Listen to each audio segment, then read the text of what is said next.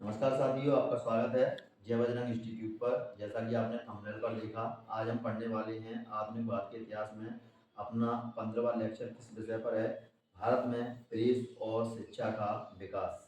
आपको मैं बता दूं, ये एक लेक्चर वीडियो है जिसमें मैं माइंड मैप के जरिए सारी की सारी चीज़ें कवर करूँगा। यदि आपको आधुनिक भारत के नोट्स चाहिए तो व्हाट्सएप पर जो चैनल है उसको आप ज्वाइन कीजिए, वहाँ पर आपको पर्याप्त नोट्स मिलते रहेंगे। चलिए चलते हैं हम अपने टॉपिक पर, भारत में प्रेस का विकास, जो कि आज हमारा 15वां लेक्चर है। तो प्रेस की स्थापना, समाचार पत्र और प्रेस पर लगाए गए प्रतिबंध, 3 फेज में इसको पढ़ेंगे। अगला भारत में शिक्षा का विकास, तो मदरसा कॉलेज की स्थापना, शिक्षा के माध्यम में मतभेद, शिक्षा का अधोमुखी निस्यंदन सिद्धांत, 1854 का चार्ल्स वुड डिस्पैच, हंटर आयोग, रेले कमीशन, सैंडलर आयोग, हार्टोंग समिति, वर्धा योजना, सॉल्जेंट योजना। तो इस माइंड मैप के जरिए हम आज इस टॉपिक को कवर करने वाले हैं। तो सबसे पहले हम बात कर लेते हैं भारत में प्रेस के विकास पर।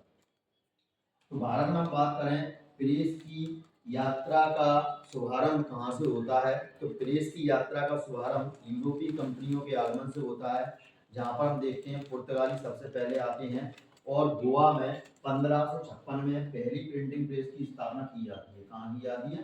गोवा में 1556 में पहली प्रिंटिंग प्रेस की स्थापना की जाती है। वहीं अगर अपन बात कर लें गोवा में पहली पुस्तक कब प्रकाशित हुई, तो गोवा के पादरियों द्वारा 1557 में पहली पुस्तक प्रकाशित हुई। ठीक है, अब हम बात कर लेते हैं तुम्हारी पहली पुस्तक प्रकाशित तुम्हारी होती है। अब अपन बात कर लेते हैं अंग्रेजों के आगमन से क्या क्या हुआ। जब अंग्रेज भारत में आए तो जो प्राचीन शिक्षा थी उसका तो पतन हो गया, लेकिन जो पाश्चात्य प्रणाली शिक्षा है उसकी शुरुआत हो गई। क्या भारतीयों ने अंग्रेजों को शिक्षित करने के लिए कदम उठाए? ना, ना मुन्ना ना, भूल से भी मत सोचना।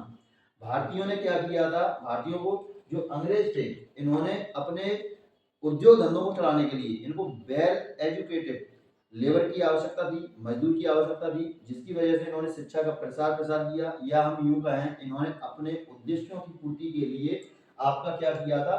शिक्षा का प्रसार प्रसार किया था। वहीं अपन बात कर लेते तुम्हारा ईस्ट इंडिया कंपनी के द्वारा जो मुंबई में पहली प्रेस स्थापित हुई कब हुई? 1684 में तुम्हारी स्थापना होती है। ठीक है, ये हो गई तुम्हारी प्रेस। अब बात कर लेते हैं अपन समाचार पत्र की, कि भारत का पहला समाचार पत्र कौन सा है? कई बार एग्जाम में क्वेश्चन आता है। तो पहला समाचार पत्र है आपका द बंगाल गजट। कौन सा है?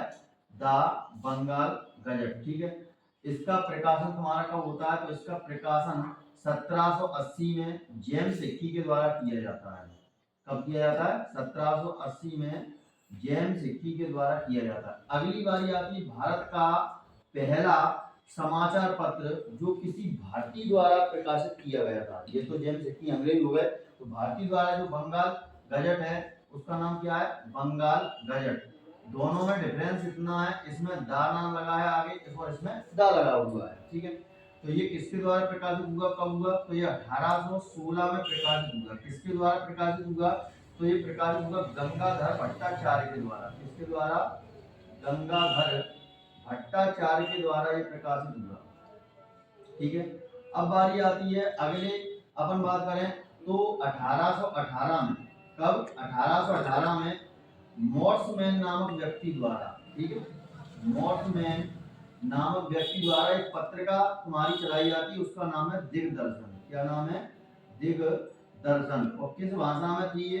तो ये तुम्हारी बांग्ला भाषा में थी। किसमें थी? बांग्ला भाषा में थी। वहीं जो भारतीय द्वारा जो बंगाल गजट चलाया गया ये तुम्हारा किस भाषा में था? ये आपका अंग्रेजी भाषा में था। ठीक है, अब अपन बात कर लेते हैं तुम्हारा भारत में राष्ट्रीय प्रेस की स्थापना, या अपन यूं बात करें जो भारतीयों की प्रेस थी उसकी स्थापना का श्रेय किसे जाता है? तो राजा राम मोहन राय। किसे? राजा राम मोहन राय ने भारतीय राष्ट्रीय प्रेस की स्थापना की। किसकी स्थापना की? भारतीय राष्ट्रीय प्रेस की स्थापना इन्होंने की, इसलिए इनको राजा राम मोहन राय को पत्रकारिता का जनक कहा जाता है। वहीं पर बात कर लेते हैं राजा राम मोहन राय ने 1821 में संवाद कौमुदी जो इनकी पत्रिका थी, कौन सी थी? संवाद कौमुदी। और संवाद कौमुदी का प्रकाशन इन्होंने किया 1821 में। कौन सी भाषा में थी? बांग्ला भाषा में थी। ठीक है। 1822 में एक अखबार था इनका, मीरात उल अखबार। कौन सा अखबार था? मीरात उल अखबार। और मीरात उल अखबार की अपन बात करें किस भाषा में था? ये फारसी भाषा में था। ठीक है। अगली अपन बात कर लेते हैं तुम्हारा पत्रकारिता के विषय में। तो ईश्वर चंद्र विद्यासागर की एक पत्रिका है, ईश्वर चंद्र विद्यासागर की एक पत्रिका है, उसका नाम क्या है? सोम प्रकाशन। क्या नाम है उसका? सोम प्रकाश। क्या नाम है? सोम प्रकाश। किसकी है पत्रिका? ईश्वर चंद्र विद्यासागर की। ईश्वर चंद्र विद्यासागर की ये पत्रिका है। अब इस पत्रिका का चर्चा में रहने का तुम्हारा मतलब क्या था? क्यों ये चर्चा में रही? तो इसके चर्चा में रहने का कारण ये था, इस पत्रकारिता ने तुम्हारा वर्नाकुलर प्रेस एक्ट का भारी मात्रा में विरोध किया। वर्नाकुलर प्रेस एक्ट कब आया? 1878 में आया। कौन लेकर आया? लॉर्ड कर्जन द्वारा ये एक्ट आया था। ठीक है। किसके द्वारा आया था? लॉर्ड लिटन, सॉरी किसके द्वारा? लॉर्ड लिटन के द्वारा ये आया था। इसके बाद अगली अपन देख लेते हैं। अगली इसके बाद जो पत्रिका आती है उसका नाम है अमृत बाजार पत्रिका। कौन सी पत्रिका है? अमृत बाजार पत्रिका। अमृत बाजार पत्रिका तुम्हारे इससे दो व्यक्ति जुड़े हुए थे। कौन कौन दो व्यक्ति जुड़े हुए थे? एक थे आपके मोतीलाल, कौन थे आपके? मोतीलाल घोष। ठीक है। और दूसरे व्यक्ति आपके इससे कौन जुड़े हुए थे? एक थे शिशिर कुमार घोष। शिशिर कुमार घोष, ये दो व्यक्ति इसके आपसे जुड़े हुए थे। और इस पत्रिका को वर्नाकुलर प्रेस एक्ट से बचाने के लिए रातों रात इसका प्रकाशन किस भाषा में किया गया था? तो इस प्रकाशन इसका अंग्रेजी भाषा में रातों रात इसका किया गया था। इसके बाद हम बात कर लेते हैं तुम्हारा बाल गंगाधर तिलक की। बाल गंगाधर तिलक की पत्रिकाएं दो, एक है आपकी केसरी। कौन सी आपकी? एक केसरी। और दूसरी आपकी मराठा। केसरी किस भाषा में प्रकाशित हुई? तो ये मराठी भाषा में प्रकाशित हुई। और मराठा है यह अंग्रेजी भाषा में प्रकाशित हुई। दोनों एक दूसरे के विपरीत लग रहे हैं। अगर कहीं पेपर में आया मराठा आया तो शायद मराठी भाषा में होगा, लेकिन ऐसा कुछ नहीं, अंग्रेजी भाषा में प्रकाशित हुई। वहीं पर बात कर लेते हैं भारत का पहला समाचार पत्र जो हिंदी भाषा में प्रकाशित हुआ वह कौन सा था? तो हिंदी भाषी समाचार पत्र। हिंदी भाषा का समाचार पत्र कौन सा था तुम्हारा? और उसका नाम क्या था? उदंत मार्तंड। क्या नाम था? उदंत मार्तंड। ठीक है। किसके द्वारा प्रकाशित किया गया? पंडित जुगल किशोर के द्वारा। किसके द्वारा? पंडित जुगल किशोर के द्वारा ये प्रकाशित किया गया। कब प्रकाशित किया गया? 1826 में प्रकाशित किया गया। कहां से प्रकाशित किया गया? कानपुर से प्रकाशित किया गया। तो ये कुछ समाचार पत्र थे जो एग्जाम की दृष्टि से काफी महत्वपूर्ण है, अक्सर पूछ लिए जाते हैं। अब हम बात करते हैं प्रेस पर लगाए गए प्रतिबंध के बारे में। तो सबसे पहले हम बात कर लेते हैं 1799 में लॉर्ड बेलेजली के समय। कौन थे तुम्हारे?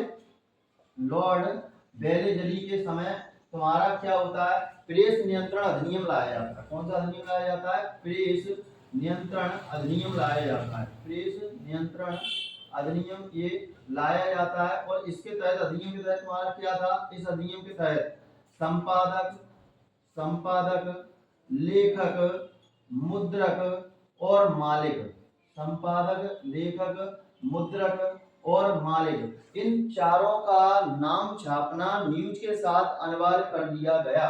लेकिन बाद में इनके बाद आते हैं तुम्हारे कौन? Warren Hastings. कौन आते हैं? Warren Hastings. और ये क्या करते हैं? इसको समाप्त कर देते हैं। इसको समाप्त कर देते हैं। फिर हम देखते हैं तुम्हारा 1823 में। 1823 में एक व्यक्ति आते हैं जिनका नाम है जनरल एडम्स। क्या नाम है इनका? General Adams. और ये क्या लेकर आते हैं? इनके द्वारा लाया जाता है प्रेस अनुज्ञप्ति अधिनियम। प्रेस अनुज्ञप्ति अधिनियम। प्रेस अनुज्ञप्ति अधिनियम क्या था? तो इस अधिनियम के तहत पत्रकारों को लाइसेंस लेना अनिवार्य कर दिया गया। और इसी प्रेस अनुज्ञप्ति अधिनियम के तहत मीरात उल अखबार को प्रतिबंधित किया गया। कारण क्या था? राजा राम मोहन राय के पास लाइसेंस नहीं था। अगला हम बात कर लेते हैं विलियम बेंटिक की। तो विलियम बेंटिक शुरुआती दौर में, विलियम बेंटिक का शुरुआती दौर में अगर हम बात करें तो शुरुआती दौर में प्रेस के प्रति इनका दृष्टिकोण कैसा था? उदारवादी इनका दृष्टिकोण था। कैसा दृष्टिकोण था इनका? उदारवादी दृष्टिकोण था। लेकिन भारत में अगर हम बात करें, भारत में प्रेस के मुक्तिदाता के रूप में किसे जाना जाता है? प्रेस के मुक्तिदाता के रूप में किसे जाना जाता है? तो वो है आपके चार्ल्स मेंटकॉफ। कौन है तुम्हारे? चार्ल्स मेंटकॉफ। तो चार्ल्स मेंटकॉफ को क्यों जाना जाता है? तो चार्ल्स मेंटकॉफ ने आपका एक एक्ट लेकर आए थे जिसको अपन बोलते हैं कौन सा? लीपा act, liberation of Indian press अधिनियम। और इस एक्ट के तहत तुम्हारा क्या किया गया था? इस एक्ट के तहत केवल प्रकाशन के स्थान की सूचना छापना ही अनिवार्य कर दिया गया। बाद में अपन देखते हैं कि 1857 की क्रांति जो अपन ने पीछे पढ़ी थी, तो 1857 की क्रांति में तुम्हारा क्या हुआ था? कई दंगे भड़के थे, भारतीयों का गुस्सा फूटा था। तो अंग्रेजों ने सोचा ये गुस्सा द्वारा जन्म ना ले, तो इसलिए इन्होंने 1878 में लॉर्ड लिटन के द्वारा एक एक्ट लाया गया। 1878 में कौन सा एक्ट आया? वर्नाकुलर प्रेस एक्ट लाया। कौन सा एक्ट आया? Vernacular press act. किसके द्वारा आया ये वर्नाकुलर प्रेस एक्ट? तो लॉर्ड लिटन के द्वारा लाया गया, लॉर्ड लिटन। और इसके अंतर्गत तुम्हारा क्या था? दंगा, ठीक है। इसके अंतर्गत तुम्हारा क्या था? Lord Lytton vernacular press act का था। इसमें तुम्हारा भारतीय प्रेस पर प्रतिबंध लगा दिया गया। क्या लगा दिया गया? भारतीय प्रेस पर प्रतिबंध लगा दिया गया, क्योंकि इस समय जो भारतीय प्रेस थी वह तुम्हारा अंग्रेजों के खिलाफ काफी तरह तरह की न्यूज छाप रही थी, जिससे विद्रोह काफी उबाल ले रहा था। इसके बाद अपन देखते हैं तुम्हारा 1908 में। कब? 1908 में लॉर्ड कर्जन के समय, 1908 में लॉर्ड कर्जन के समय एक एक्ट आता है, इसका नाम है न्यूज़पेपर एक्ट। कौन सा एक्ट है? Newspaper act. और इस एक्ट में तुम्हारा क्या था? इस एक्ट के तहत जो भी पत्रकार दंगा, हत्या जैसी भ्रामक खबरें छापता है जिससे तुम्हारा विद्रोह और उबाल ले, तो ऐसे पत्रकारों की संपत्ति को जब्त किया गया। 1921 में अपन बात करें तो प्रेस कमेटी बनी। कौन सी कमेटी बनी? प्रेस कमेटी बनी। किसकी अध्यक्षता में बनी? तो तेज बहादुर सप्रू की अध्यक्षता में बनी। किसकी अध्यक्षता में? तेज बहादुर सप्रू। तेज बहादुर सप्रू की अध्यक्षता में ये बनती है। 1947 में प्रेस कानूनों के इंक्वायरी के लिए, यानी कि प्रेस कानूनों से संबंधित कानून समीक्षा करने के लिए कमेटी और बनती है, प्रेस इंक्वायरी कमेटी। कौन सी बनती है? प्रेस इंक्वायरी कमेटी तुम्हारी बनती है। इसका उद्देश्य क्या था? समाचार पत्रों से संबंधित कानूनों की समीक्षा करना। तो ये था हमारा भारत में प्रेस का विकास, ठीक है। अगला चलते अपन भारत में शिक्षा का विकास। तो शिक्षा, जैसा कि मैंने आपको बताया था, भारत में जो शिक्षा है, शिक्षा किसके तौर पर, किसके जरिए आई थी? तो ये आई थी ईस्ट इंडिया कंपनी के जरिए। और ईस्ट इंडिया कंपनी ने तुम्हारा क्या किया था? भारतीयों को शिक्षित अपने उद्देश्यों की पूर्ति के लिए किया था। तो सबसे पहले हम बात कर लेते हैं तुम्हारा 1781 में। 1781 में कलकत्ता में, 1781 में कलकत्ता में एक मदरसे की स्थापना की जाती है। किसके द्वारा की जाती है? ये की जाती है वॉरेन हेस्टिंग्स के द्वारा। किसके द्वारा की जाती है? वॉरेन हेस्टिंग्स के द्वारा की जाती है। वहीं पर बात कर लेते हैं तुम्हारा कलकत्ता के बाद बंगाल में। बंगाल में तुम्हारा 1784 में साइंटिफिक सोसाइटी की स्थापना की जाती है। साइंटिफिक सोसाइटी की स्थापना की जाती है। साइंटिफिक सोसाइटी की स्थापना कौन करता है? तो ये विलियम जोन्स करते हैं। कौन करते हैं? विलियम जोन्स करते हैं। इनका मुख्य उद्देश्य क्या था? प्राचीन भारतीय इतिहास का ज्ञान और संस्कृति का अध्ययन करना इनका प्रमुख उद्देश्य था। इसी समय अगर अपन बात करें तो तुम्हारा बंगाल, वो बनारस के, सॉरी कहाँ के? बनारस के रेजिडेंट प्रमुख, बनारस के रेजिडेंट प्रमुख तुम्हारे कौन थे? तो बनारस के रेजिडेंट प्रमुख थे आपके जोनाथन डंकन। कौन थे तुम्हारे? Jonathan Duncan. और जोनाथन डंकन ने तुम्हारा क्या किया? 1791 में। कब? 1791 में इन्होंने बनारस में संस्कृत कॉलेज की स्थापना की। कौन से कॉलेज की स्थापना की इन्होंने? संस्कृत कॉलेज की इन्होंने स्थापना की। अब यहाँ पर आप देख रहे हैं मदरसे भी खुल रहे हैं, कॉलेज भी बन रहे हैं। इसका कारण क्या था? क्योंकि भारतीयों का ज्ञान इस समय सर्वोच्च था और अंग्रेज चाहते थे कि इनका ज्ञान इतना हाई लेवल पर कैसे है, इसकी हमको समीक्षा करनी चाहिए। क्योंकि इस समय आपने देखा होगा कि नालंदा विक्रम विश्वविद्यालय भी था हमारे यहाँ, और इस विद्यालय में देश विदेश से लोग यहाँ पर पढ़ने आते थे, छात्र कई तरह के।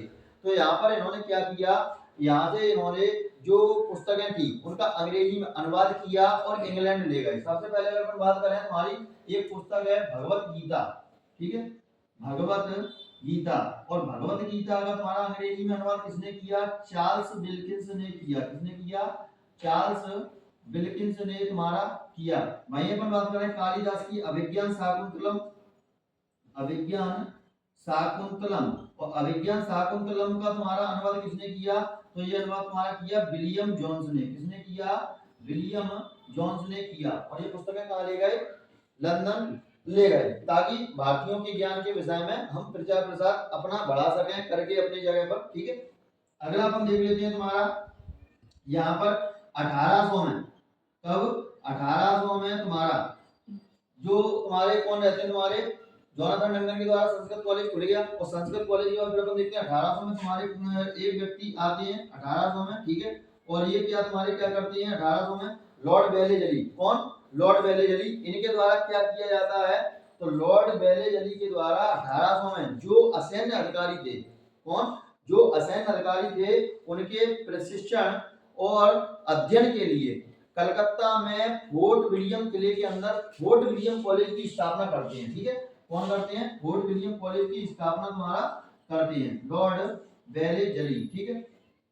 फिर अपन बात कर लेते हैं तुम्हारा 1813 में, कब तुम्हारा? 1813 में आपका चार्टर एक्ट आता है। कौन सा एक्ट आता है तुम्हारा? चार्टर एक्ट आता है। और इस एक्ट के तहत पहला ईस्ट इंडिया कंपनी द्वारा संयुक्त प्रयास किया गया। और इस संयुक्त प्रयास के जरिए तुम्हारा क्या किया गया कि किसी गवर्नर को पहली बार शिक्षा के क्षेत्र में 1 लाख रुपए खर्च करने का अधिकार दिया गया। 1 लाख रुपए खर्च करने का अधिकार से मतलब तुम्हारा क्या था कि भारतीयों को क्या चाहते थे, मतलब भारत में शिक्षा के माध्यम से एक ऐसा वर्ग तैयार करना चाहते थे, शिक्षित वर्ग, जो रंग रूप से तो भारतीय हो लेकिन उनकी प्रवृत्ति और विचार कैसे हो? अंग्रेजों जैसे हो। आपने देखा होगा कि 1857 की क्रांति के असफल होने के कारण में भी मैंने बताया था कि शिक्षित वर्ग और जमींदार वर्ग दोनों अलग अलग रहे, योग नेतृत्व का अभाव था। कारण यही था जो लोग पढ़े लिखे थे उस समय, तो उन्होंने क्रांति में भाग नहीं लिया। जैसा कि आप अभी इस वीडियो को देखकर तैयारी कर रहे हैं, तो आपको बाहरी क्षेत्र में क्या लड़ाई दंगा हो रहा है तो उससे आपको कोई मतलब नहीं है। तो इसी समय यही कंडीशन बनी थी कि जमींदार वर्ग और शिक्षित वर्ग अलग अलग रहा, और जो पढ़ा लिखा होगा वो युग नेतृत्व करेगा, ठीक है। तो यहाँ पर अपन ने क्या देखा? 1813 में चार्टर एक्ट के तहत पहली बार किसी गवर्नर को क्या किया गया? 1 लाख रुपए शिक्षा पर खर्च करने का अधिकार दिया गया। इसके बाद अपन देखते हैं तुम्हारा शिक्षा के माध्यम में मतभेद। तो शिक्षा के माध्यम में अगर मतभेद की बात करें तो शिक्षा के माध्यम मतभेद तुम्हारा 2 प्रकार से था। जो लोक शिक्षा समिति के सदस्य थे भारत में, शिक्षा के माध्यम को लेकर 2 गुटों में बट गए थे। एक गुट आपका कौन सा था? एक गुट था आपका प्राच्य शिक्षा। कौन सा गुट था? प्राच्य शिक्षा। और दूसरा था आपका आंग्ल शिक्षा। दूसरा गुट कौन सा था आपका? आंग्ल शिक्षा। तो प्राच्य शिक्षा के जो समर्थक थे वो चाहते थे संस्कृत, ठीक है, अरबी और देसी भाषाओं में, संस्कृत, अरबी और देसी भाषाओं में शिक्षा का पाठ्यक्रम हो। और वहीं आंग्ल शिक्षा के समर्थक क्या कहते थे कि यूरोपीय पश्चिमी शिक्षा का माध्यम अंग्रेजी हो। क्या कहते थे ये? यूरोपीय पश्चिमी शिक्षा का माध्यम कैसा हो? अंग्रेजी हो। तो ये था तुम्हारा शिक्षा के माध्यम में मतभेद। इसी समय अगर अपन बात करें, इसी समय तुम्हारा विलियम बेंटिक के द्वारा, किसके द्वारा? विलियम बेंटिक के द्वारा लॉर्ड मैकाले को चुना गया एक काउंसिल बैठक के जरिए। और लॉर्ड मैकाले ने 2 फरवरी 1835 को एक अपना स्मरणार्थ लेख मैकाले मिनट प्रस्तुत किया। और इन्होंने इसमें क्या कहा? भारतीय भाषा और साहित्य की आलोचना की। और जो प्राच्य शिक्षा है, जो कौन सी? आंग्ल शिक्षा, आंग्ल शिक्षा का इन्होंने क्या किया? समर्थन किया और इसकी प्रशंसा की। लॉर्ड मैकाले का आंग्ल शिक्षा की प्रशंसा करने का क्या उद्देश्य था? वो चाहते थे भारत में शिक्षित वर्ग को तैयार करना, और ऐसे शिक्षित वर्ग को तैयार करना जो रंग रूप से तो भारतीय हो लेकिन उसके विचार और प्रवृत्ति कैसी हो? अंग्रेजों जैसी हो। अगला अपन चलते हैं शिक्षा का अधोमुखी निस्यंदन का सिद्धांत। तो ईस्ट इंडिया कंपनी ने कहा आप उच्च वर्ग को शिक्षित कीजिए। किससे कहा? गवर्नर से कि आप उच्च वर्ग को शिक्षित कीजिए, और उच्च वर्ग के माध्यम से ज्ञान क्षण क्षण कर धीरे धीरे तक जन जन तक अपने आप पहुंच जाएगा। तो ये था आपका शिक्षा का अधोमुखी निस्यंदन सिद्धांत। अगला अपन चलते हैं 1854 का चार्ल्स वुड डिस्पैच। तो 1854 का चार्ल्स वुड डिस्पैच क्या था? ये शिक्षा के क्षेत्र में दूसरा चरण था। ये जितने भी आयोग हैं सभी शिक्षा से संबंधित हैं। तो ये शिक्षा के क्षेत्र में दूसरा चरण था। और यहाँ पर हम देखते हैं, यहाँ पर अध्यक्ष तुम्हारे कौन थे? तो यहाँ पर अध्यक्ष थे आपके चार्ल्स वुड। कौन थे आपके अध्यक्ष? यहाँ पर चार्ल्स वुड यहाँ पर अध्यक्ष थे। और ये किसकी अध्यक्षता में तुम्हारा आया था? ये लॉर्ड डलहौजी की अध्यक्षता में तुम्हारा आया था। चार्ल्स वुड डिस्पैच किसकी अध्यक्षता में आया? लॉर्ड डलहौजी की अध्यक्षता में आया। और इसके अध्यक्ष कौन थे? Sir Charles dispatch. Sir Charles Wood इसके कौन थे? अध्यक्ष थे। अब चार्ल्स वुड डिस्पैच का तुम्हारा काम क्या था? इनका कार्य था भावी शिक्षा के लिए योजनाएं तैयार करना। और चार्ल्स वुड डिस्पैच को भारतीय शिक्षा का मेगना कार्टा भी कहा जाता है। क्या कहा जाता है? मेगना कार्टा भी कहा जाता है। अगला अपन चलते हैं हंटर आयोग। तो हंटर आयोग का गठन किसकी अध्यक्षता में किया गया? डब्ल्यू हंटर की अध्यक्षता में गठित किया गया। ठीक है। अब इनका मुख्य उद्देश्य क्या था? तो इनका मुख्य उद्देश्य था शिक्षा के क्षेत्र में कितनी प्रगति हुई है और उनके प्रयासों का मूल्यांकन करना था। इनकी कुछ सिफारिशें थी। सिफारिशें क्या थी? प्राथमिक शिक्षा को बढ़ावा दिया जाना चाहिए। दूसरा, महिला शिक्षा हेतु उपाय अपनाने चाहिए, बढ़ाने चाहिए। तीसरा क्या था? निजी क्षेत्रों में शिक्षा के निवेश को बढ़ाना चाहिए। चौथा क्या था आपका? माध्यमिक शिक्षा का पाठ्यक्रम कैसा होना चाहिए? व्यावहारिक और साहित्यिक। कैसा होना चाहिए? व्यावहारिक और साहित्यिक तुम्हारा होना चाहिए। ये था आपका हंटर आयोग। अगर अपन देखते हैं रेले कमीशन। तो रेले कमीशन तुम्हारा लॉर्ड कर्जन के समय आया। कब आया तुम्हारा? लॉर्ड कर्जन के समय आया। और लॉर्ड कर्जन के समय आया। इसके अध्यक्ष कौन थे? सर थॉमस रेले। कौन थे? सर थॉमस रेले इसके अध्यक्ष थे। कौन थे तुम्हारे? सर थॉमस रेले इसके अध्यक्ष थे। और इनका मुख्य कार्य क्या था? तो सर थॉमस रेले को तुम्हारा शिक्षा के क्षेत्र में सुझाव प्रस्तुत करने थे। वहीं हम बात कर रहे हैं 1903 में लॉर्ड कर्जन ने रेलवे विकास बोर्ड का अध्यक्ष किसे बनाया था? पीछे मैंने पढ़ाया है, रॉबर्ट थॉमसन को बनाया है। सबसे ज्यादा रेल का विकास किसके समय हुआ? लॉर्ड कर्जन के समय ही हुआ है। 1904 में अगर हम बात करें, 1904 में ये तुम्हारा क्या लेके आए? भारतीय विश्वविद्यालय अधिनियम लेकर ये आए। और इसी समय गोपाल कृष्ण गोखले क्या कहते हैं? ये भारतीय शिक्षा को पीछे करेगा। वहीं पर बात करें, गोपाल कृष्ण गोखले ने 1905 में सर्वेंट्स ऑफ इंडिया सोसाइटी की स्थापना की। ये था आपका रेलवे कमीशन। अगला अपन चलते हैं सैंडलर आयोग पर। तो सैंडलर आयोग हमारा कब आया? 1917 में आया। इसका मुख्य उद्देश्य क्या था? विश्वविद्यालय की समस्याओं पर प्रकाश डालना इसका मुख्य उद्देश्य था। इसके तुम्हारे अध्यक्ष कौन थे? तो जैसा कि नाम में छुपा हुआ है, सर माइकल सैंडलर इसके अध्यक्ष थे। इससे जुड़े हुए अन्य दो सदस्य कौन कौन से थे? तो अन्य दो सदस्य, एक थे आपके आशुतोष मुखर्जी और दूसरे थे आपके जियाउद्दीन अहमद। कौन थे आपके? जियाउद्दीन अहमद इससे दूसरे जो अन्य सदस्य जुड़े हुए थे। अगले चलते हैं अपन हाटम समिति पर। तो हाटम समिति तुम्हारी कब आई? 1929 में आई। और इसके अध्यक्ष कौन थे? Sir Philip Hartog. कौन थे इसके अध्यक्ष? सर फिलिप हार्टॉम इसके आपके अध्यक्ष थे। और इनका उद्देश्य क्या था? प्राथमिक और उच्च शिक्षा में सुधार लाना। अगला अपन बात कर लेते हैं वर्धा योजना की। वर्धा योजना तुम्हारी कब आई? 1937 में आई। कौन लेकर आया? महात्मा गांधी लेकर आए। इनका उद्देश्य क्या था? जो प्रारंभिक 7 वर्ष की उम्र के बच्चे हैं उनको शिक्षा उनकी मातृभाषा में दी जानी चाहिए। शिक्षा कैसी हो? कौशल आधारित हो। कौशल आधारित मतलब उनको दस्तकारी और हस्तशिल्प कला और हथकरघा ये सारी की सारी चीजें सिखाई जानी चाहिए, ताकि आगे जाकर ये अपना रोजगार खुद ढूंढ सके, भटके नहीं। लेकिन होता क्या है हमारा, 1939 में द्वितीय विश्व युद्ध छिड़ जाता है और ये योजना लागू नहीं हो पाती है। अगला अपन बात कर लेते हैं सॉर्जेंट योजना की। तो सॉर्जेंट योजना कौन थे? तो सर जॉन सॉर्जेंट इसके तुम्हारे अध्यक्ष थे।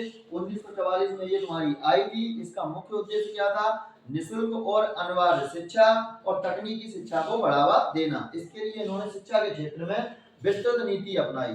तो हमने देखा माइंड मैप के जरिए भारत में प्रदेश का विकास, भारत में शिक्षा का विकास। तो आपने इसी तरीके से सुन सुनकर नोट्स बनाने हैं और ज्यादातर आपको सुन सुनकर याद करना है। क्या है, कई बार चीजें हम इंटरेस्ट के साथ सुनते हैं तो चीजें जल्दी याद हो जाती हैं। यदि आपको वीडियो अच्छा लगता है तो ऐसे लाइक कीजिए, चैनल को सब्सक्राइब कीजिए। मिलते हैं अगले वीडियो में, तब तक के लिए जय हिंद, जय भारत।